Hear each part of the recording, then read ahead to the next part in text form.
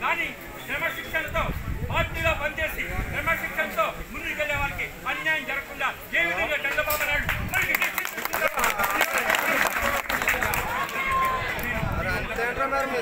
అదే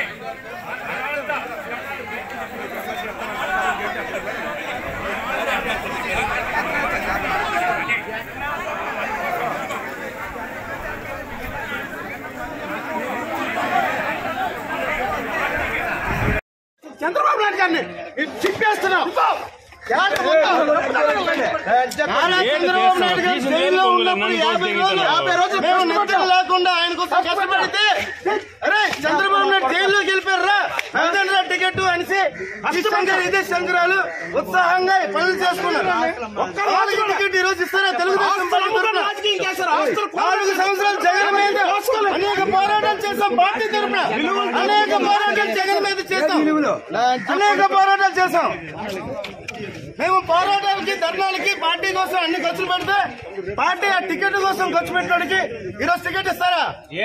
ఇది అంతా చాలా దారుణం.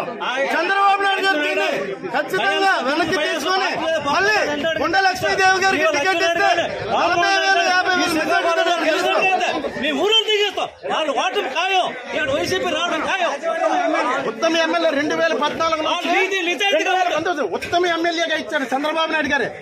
ఉత్తమ ఎమ్మెల్యే ఇచ్చే ఈ రోజు టికెట్ లేకుండా ఇవ్వడం అది ఎంతవరకు కరెక్ట్?